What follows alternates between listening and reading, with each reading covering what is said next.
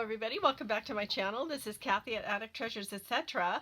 And I'm going to do something a little bit different today because, as you may have remembered from my last couple of videos, we were trying to get our garden beds set up.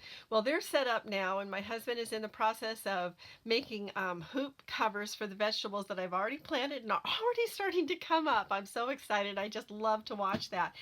And I wanted to make some sort of a garden journal. Now, I had already started an altered book for a year planner, and I sort of didn't really keep up with it very well. And I thought, well, I'll just start, in July 31st is when I planted everything. So I'll just start that month and start filling it in, and then maybe wrap it around to the front and start over with January of 2024. Problem with that is I already started writing in it and I don't really want to cover all that up. So I also have this book that I started to make into an altered book planner, but I only had enough room for 6 months. So that's why I started the one I just ended up telling you about. So I remember that I had this and it was already kind of set up, and all the pages and everything are torn out, and I thought this is perfect because I can do July, August, September, October, November, December. But what I'd like to do is go ahead and cover this book. So I have these little calendars that I just made in Canva and then printed out on some matte photo paper in 4x6, and so I'm going to use those for the beginning of each month.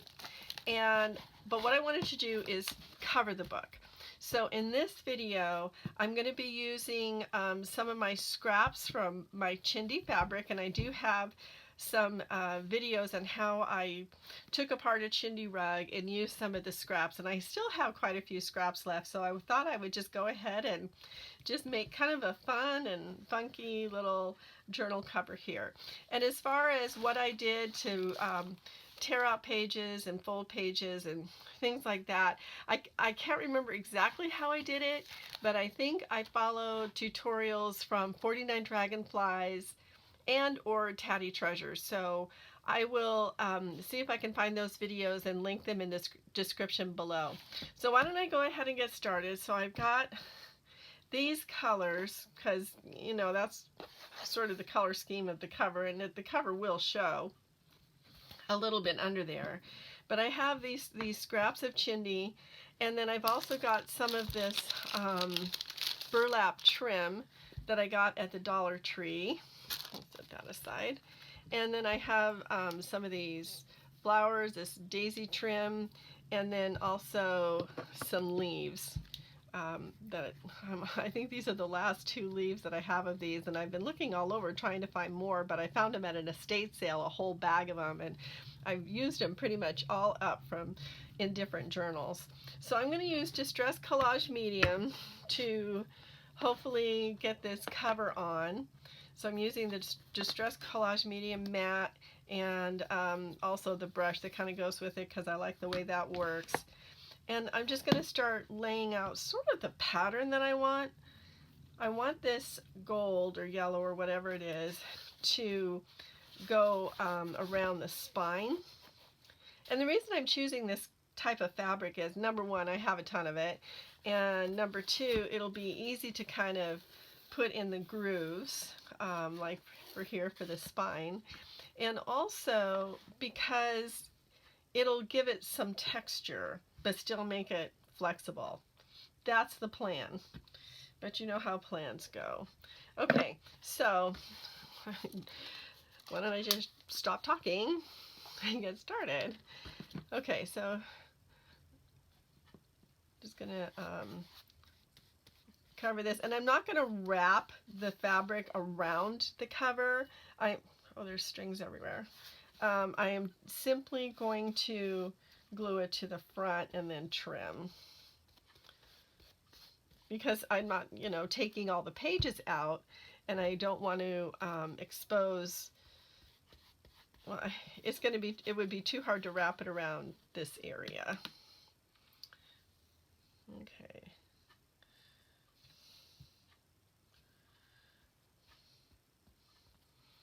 And the Distress Collage Medium is really good for this type of an application. So I hope everybody's doing okay. I am having so much fun watching things pop up out of the ground. Let's see, I planted seeds. I always like to plant seeds. I just think they're fun. So I planted some seeds, all the seeds on July 31st, and on August 3rd, just a few days later, and today is, I think, the 8th of August, 2023. And so on August 3rd, I lifted up some of the row covers, and there was a teeny tiny little broccoli leaf popping out. And I went running in the house. We had a baby! We had a baby! And so, of course, every day that there's something new in the garden, I have to go running in and grab my husband and say, you got to come out and see the new baby.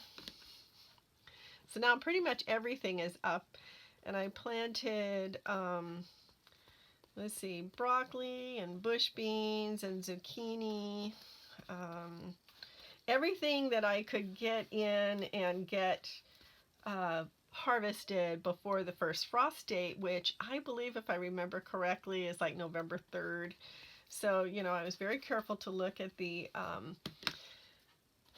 back of the packages for days to harvest or days to maturity. And pretty much everything I picked, and plus the soil is a lot warmer right now, and so it doesn't take things as long to germinate. And let's get this down a little bit better. So things are coming up faster, and they'll grow a little bit faster as well. So I hope this garden is successful, because I really miss my garden that I had in Arlington when we moved from there 5 years ago. So we're doing it differently. We bought the elevated garden beds from Costco, and we bought 4 of them, and they're self-watering. So as soon as the seedlings get a decent little root system, all I have to do is add water to the reservoir, and you do it through a little tube in the bed, and there's a little plastic flower inside the tube that raises up when the reservoir is filled. And then when it goes back down inside the tube, that's how you know when it needs to be filled up again. So that's kind of fun. So as soon as they get a decent little root system, then I can just start filling the reservoir and I won't have to water as often, which is nice. So the covers that my husband is making, I'm just using some light row cover just to kind of protect the little seedlings from things like moths and those kind of bugs that want to lay eggs inside. I would just prefer they didn't do that. If you know what I mean.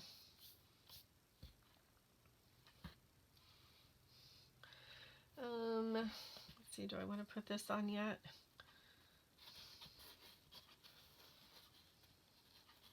Yeah.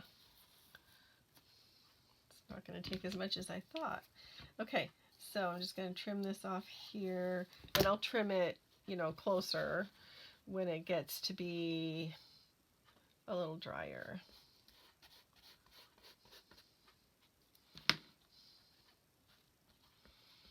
I'm hoping also in this video to get the inside done, but we'll see how long it takes to do this, because I don't like to keep everybody too long. Okay, so far I'm really liking this. So I want to make sure I get plenty of glue inside this groove.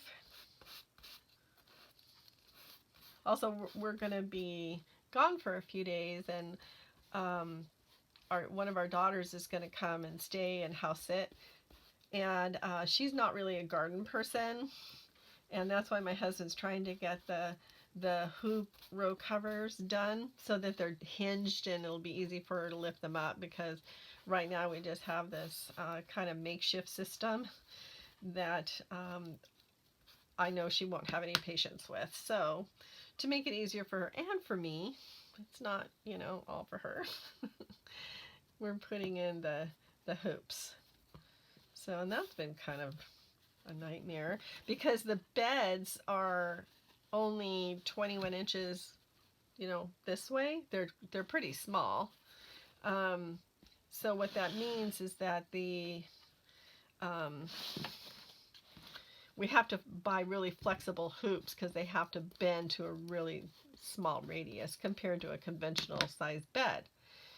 And we kept getting the wrong stuff, so we've made like 3 trips to Home Depot to design these so that they'll work. And they will.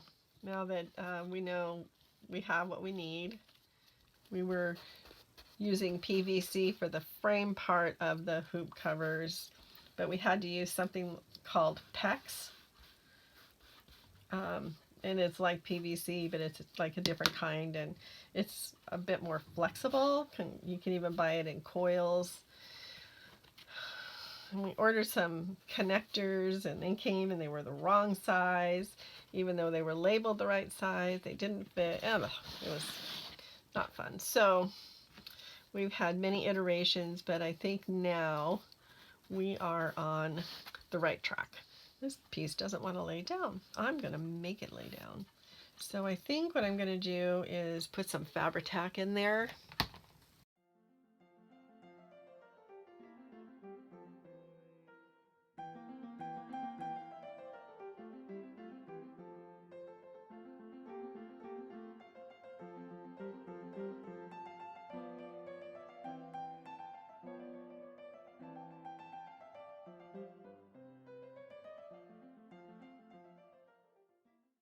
And of course, before I do the other side, I want to make sure that I get the trim on this side. So I'm going to grab this trim here. I like that. What do you think? Okay, here we go. We use Fabri-Tac for this.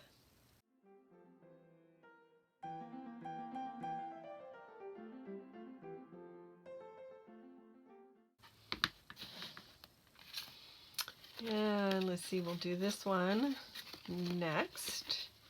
Yes, I really like this. So I don't know if you're anything like me, but I went through so many different iterations of how I wanted this cover to be. I was looking at, you know, covering it with wallpaper, painting it, or taking a page from a garden book and laying it on the top and gluing it on. And then I saw my basket of all these chindie fabrics and thought, oh, there we go. That's perfect. Do you do that? Do you struggle sometimes with how you want to arrange a page or a layout or a cover or anything like that, where it's just like try so many different things and then finally something clicks? Well, that was this. I don't think I'm alone. Okay, so let me see. I can go ahead and get the leaves on and the flower, and then I'm going to let it dry before I turn it over and do the other side. So let me think. How did I want to do this? I don't really want to cover up that flower. Let's take one of these off of this trim. You know, I've seen a lot of questions on Facebook for, you know, people who are just started in junk journaling on where to get supplies.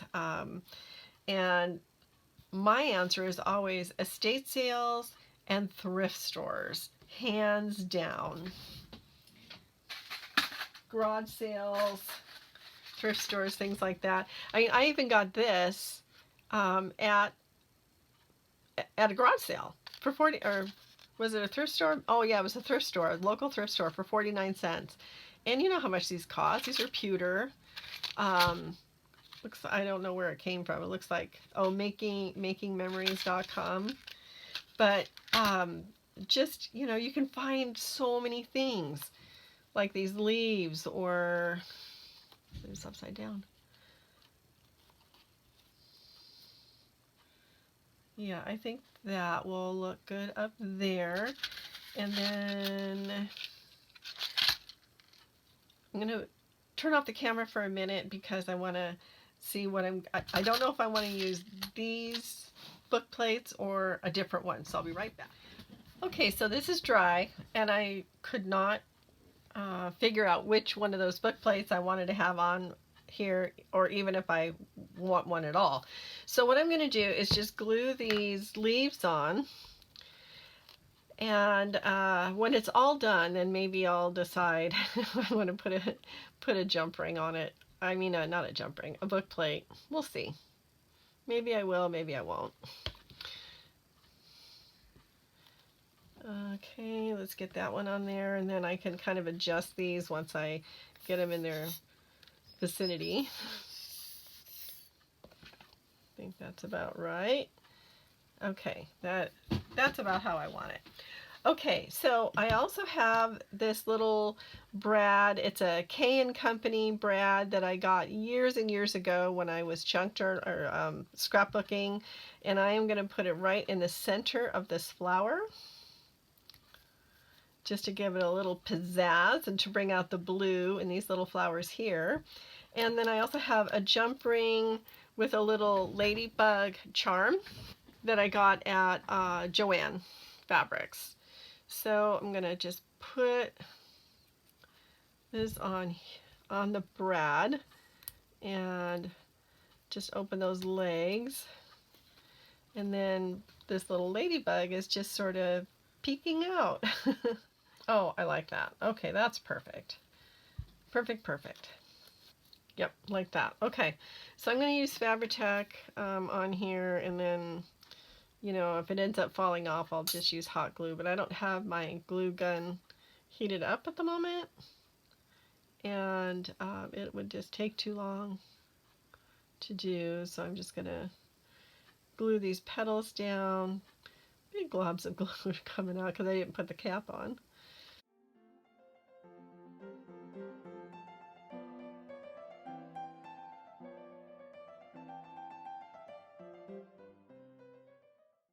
Okay, that looks good.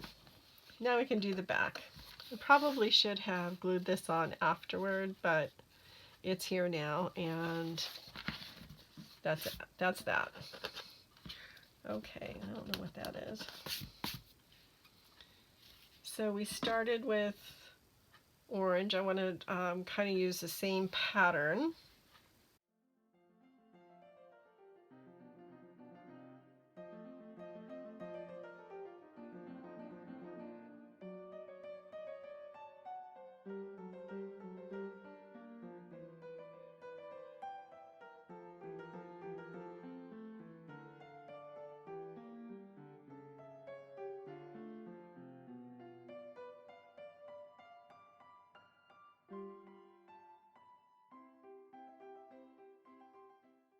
Because this fabric has been, you know, scrunched up inside of a rug for so long, it can be difficult to get it to lay flat, but it can be done. Of course, I suppose that you could iron it, but ain't nobody got time for that, right? So this fabric is all from what is called a jeweled chindi rug, CHINDI, and you can get them at Walmart. I've seen them at Grocery Outlet, Target, and when you take it apart, and I do have a video showing how to take it apart, then you get all these scraps of fabric. Now what I do is, I've done it both ways. I've both thrown the whole rug into the washing machine and washed it with a double rinse before I do anything with it, or take it apart and then put it like in a mesh bag and then wash it. Wash the pieces. And then lay them on like this sweater rack so it can, you know, dry in the dryer without getting tumbled. And then you can take apart the strips pretty easily. Now you have to be careful though, because some of the chindi rugs are, they're just like jersey material, like t-shirt stuff, instead of these pretty shiny fabrics. So I think if you specifically look for one that is called a jeweled chindi, then you will have more of the pretty fabrics inside. And what they are is like in India, and this supports whole families, you know, make these rugs. They get the scraps from the cutting floor of the textile mills and or textile factories or whatever. They get the scraps and then they take them home, and as a family they put them together and make these rugs. And they're not expensive at all. They come in all different sizes, but they're like, as far as I'm concerned, a junk journaler's dream. They're kind of like sari silk. Some of the fabrics do come from saris, I believe, or other things in India, but it's such a good value. Buying strips of sari silk can get kind of spendy on Amazon, but this is, I think, a really good value. Just like on the other side, I want to make sure to get this in the groove very securely. Okay, now I'll put the rest of the trim on. Actually, you know what I want to do? Before I put the trim on, I'm going to give it another coat on top with the Collage Medium in order to seal it. I should have done that on the other side, but I can work around the trim. Okay, I'm going to let that dry, and when it's done drying, I'm going to put another coat on, and then I'm going to put the trim on, but I'm going to do all that off camera. So I'll be back in a minute. Okay, everything's all dried and stuck on really well, and I really, really love the way this turned out. I really think it looks awesome. So I will be putting on some corners like that, but I want to do the end papers on the inside first. So I'm going to use this napkin, and I think I got this at maybe Party City. I am not entirely sure, but at any rate, I think it's just perfect for inside here. And I will start applying it, but I'm going to cut it first because I just don't need all that excess to deal with. So I'm going to cut it a little. I wish I didn't have to cut off part of this blue flower here, but it's not going to work otherwise. It'll show too much of the page on the bottom and everything. So anyway, off it goes. It's just paper. I'm not that worried about it. And there's still plenty of other visual interest on that napkin that I can still use. So, do I want the blue flower to mostly show here? I think I will do it that way, because then I can put the book plate up here, or actually, well, maybe I'll do it this way. Okay, yeah, I'll do it that way. So I'm going to start on this side, and again, I'm using the Distress Collage Medium, and you know, you don't have to use this. You can use Mod Podge or whatever you have. I just really like this. Let's see, might be easier if I go like so.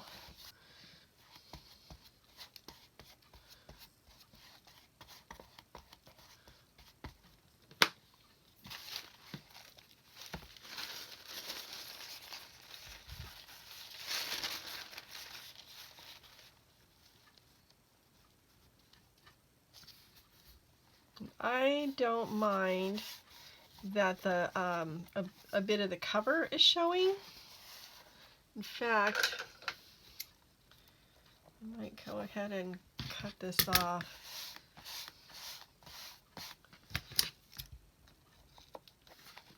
This is going to be tricky, so I'm going to turn off the camera, and I'm going to try my best to trim this just along this line, and I don't want to mess it up on camera. So, and I'm probably going to get my head in there, so I will be right back. Okay, so that worked. All I did was, here we go, I used a ruler and a very sharp craft knife that I very, very, very lightly cut the napkin with. Okay, so carrying on with the gluing.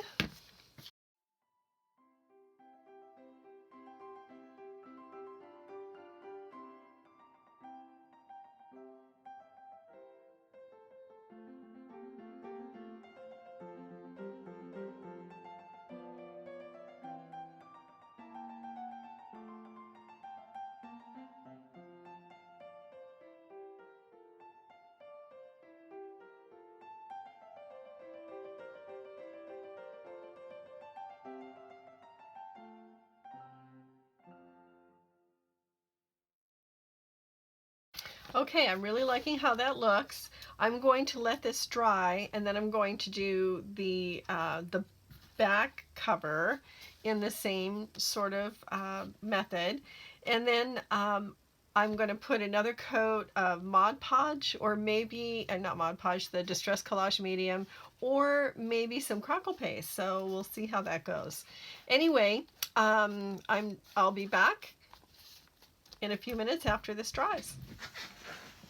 Okay, so I have the end papers on using the napkin that I showed you, and I have it on the front and the back, and still a little bit tacky, but that's okay. So I'm going to put some wax paper actually in here just to make sure that that it stays okay. And I am going to put corners on, but before I do that, I thought I would go ahead and, you know, do a little edging on here. And what I'm going to use are these metallic watercolors that I found at, I believe, Michael's, maybe Hobby Lobby, and the brand is Yasu Tomo. So you can see I have not used them yet. They're brand new, so I hope that I like the result. And I really like this color right here. I don't know what it's called, but I think it looks nice with all these similar colors. So I'm just going to take some water. So this is very much an experiment, but that's kind of what's fun about making your own journal, because you can just sort of have fun with the experiments. So I thought I would just add some color around the edges, sort of like inking, but I wanted to see how these metallic watercolors worked, because I've never used them before. I'm not a watercolorist by any stretch of the imagination.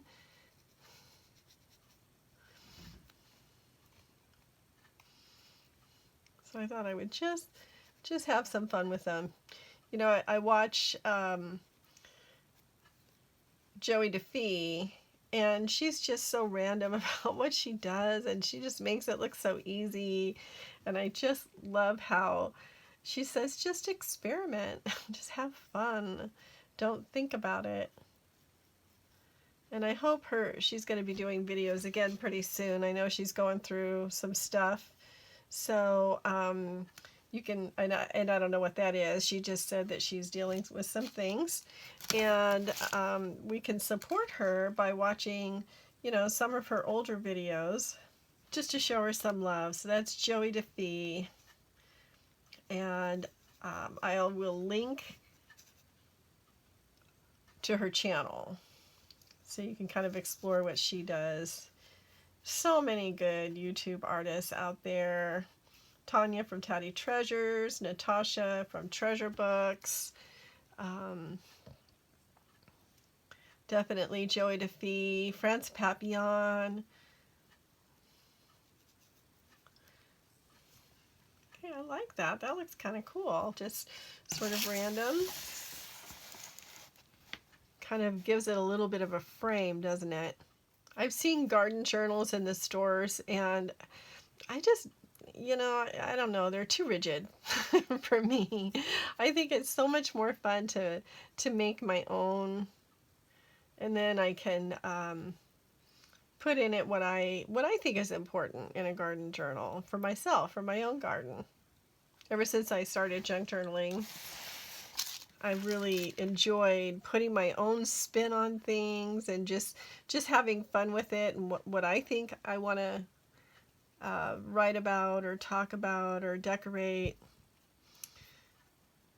I used to absolutely love Franklin Covey planners and planner pages, and it was always a highlight of my year when I would get new inserts for it, new pages. I just loved that process, picking out different designs, and I've always loved paper. But, since most of my planning, I don't work anymore in an outside job. I'm retired, so I don't really have to do that much planning. So I don't have, meetings at weird times and with people I don't know. And, so I really have gotten away from using paper planners. But this just seemed like a perfect opportunity to create a garden planner and set it up the way I want to. Okay, I just really like that. It just looks like a really pretty little frame, not fancy, just really random and haphazard, and I don't really want to use other colors because, at least in this application, because I like the way this looks.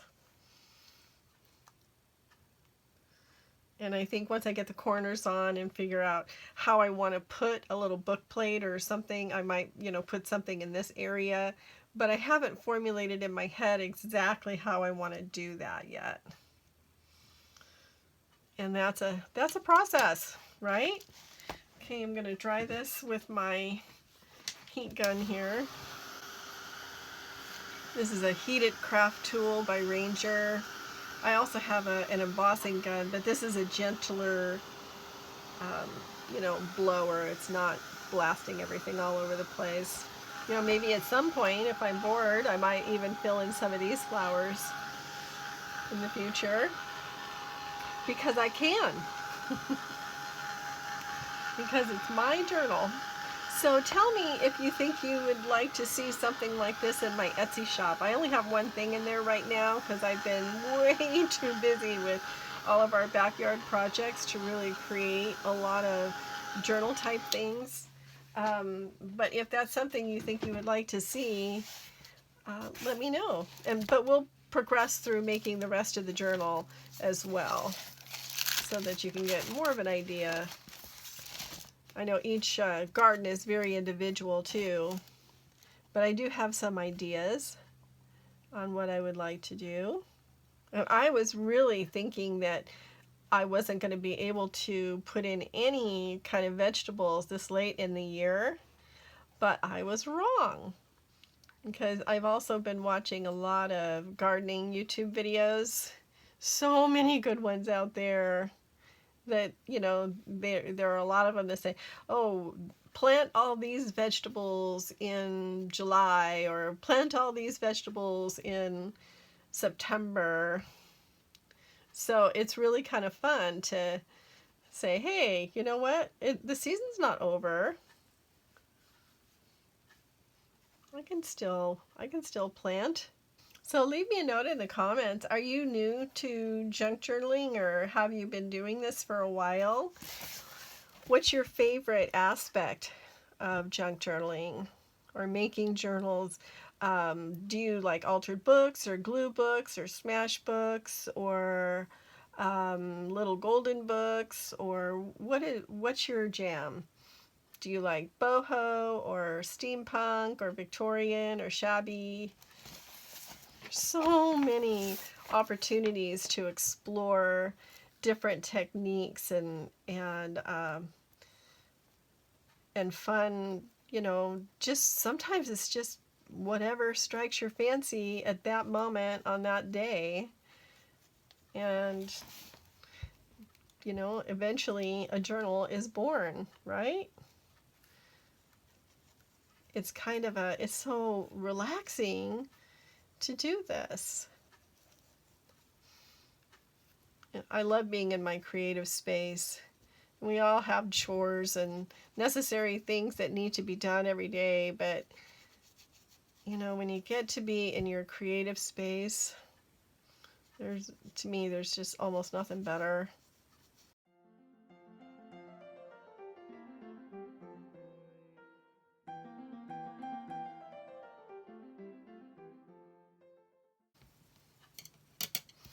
Okay, I'm going to dry this off. Okay, I think that looks absolutely beautiful.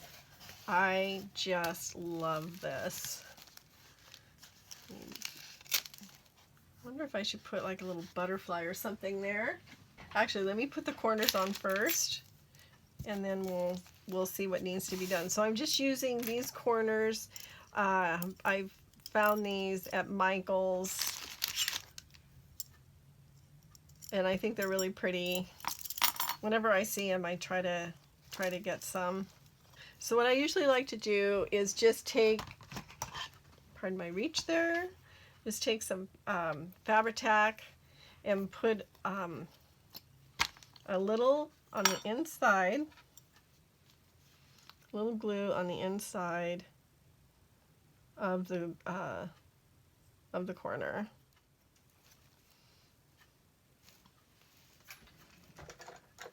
And I have these padded jaws, and I find it helpful to just do it by hand first before you fold it. Fold the little edges in, and then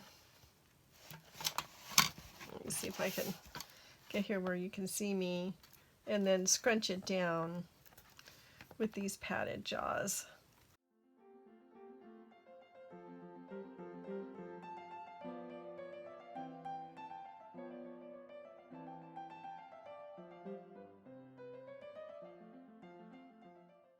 And just wipe off any excess glue with baby wipe.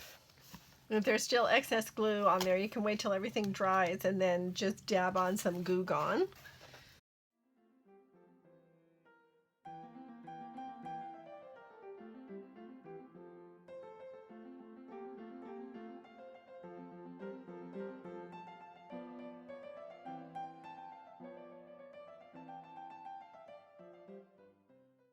Okay, I absolutely love how this turned out.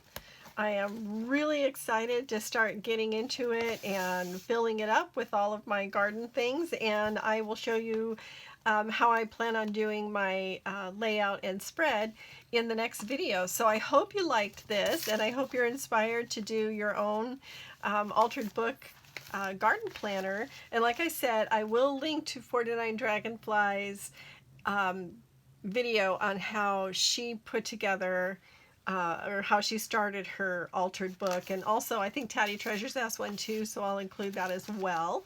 But I have some definite ideas on how I want to get started using it. When I first put it together last, I don't know, almost 6 months ago or so, I started just watercoloring on the pages, and I kind of like the way that looks, so I will probably continue that throughout the book, but who knows? So we'll just see how it goes. So I hope you enjoyed this, and I hope you'll like the video and subscribe if you haven't already. And if you have, welcome back. I really appreciate each and every one of you. Thank you so much for watching, and I will see you in my next video. And don't forget, let the serendipity find you, because that's what this is all about. Just finding, happy accidents wherever you find them. So thanks a lot, everybody. See you next time. Bye-bye.